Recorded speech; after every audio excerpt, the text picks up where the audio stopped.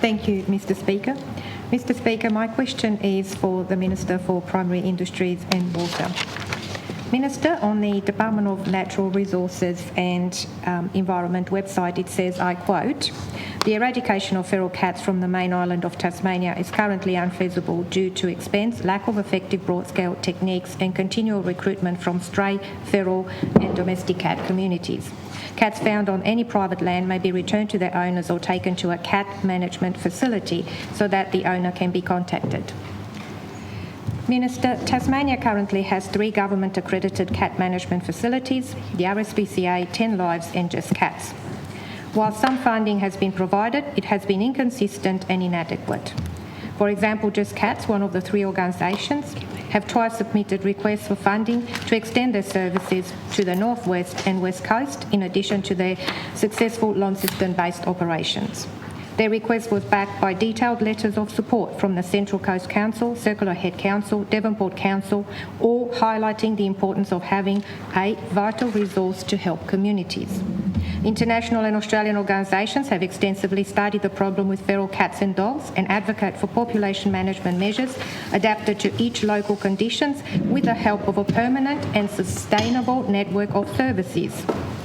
Minister, do you actually understand the important role established community organisations play in providing contemporary and sustainable solutions? And could you please confirm your department will engage effectively and provide adequate funding for solutions which are not disconnected and lacking in community consultation? Honourable Minister for Primary Industries and Water.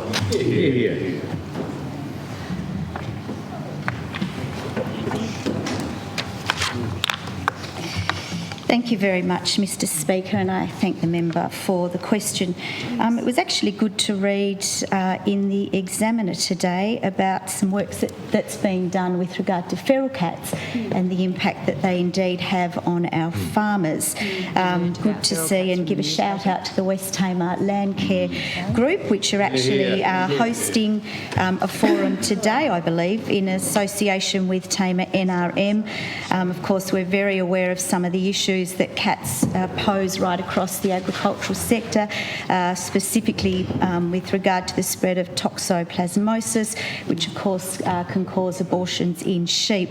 And it's also, as mentioned, the damage that can be done, in particular to our wildlife, our birds. It's a real shame when that happens. So Peter Voller, I understand from the West Tamar Landcare Group, will be presenting at that, and my office has been in touch with NRM, Tamar NRM, to say we'd really like an update on what comes out of that today. So interesting that was in the paper today.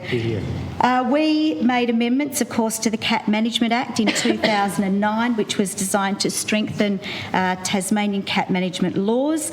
They came into effect in 21 and in 22 and are, of course, being implemented. This government is delivering on a 21 election commitment of $350,000 to support the implementation of the Act through the employment of a statewide cat management coordinator until July of 24.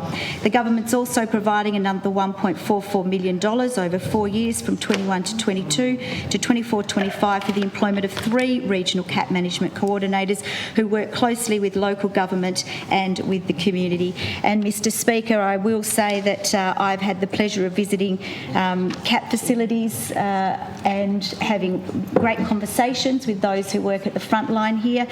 There are some very difficult issues that we need to look at, but we are always open and we're always listening and wanting to do what we can in this space. Mr Speaker. Honourable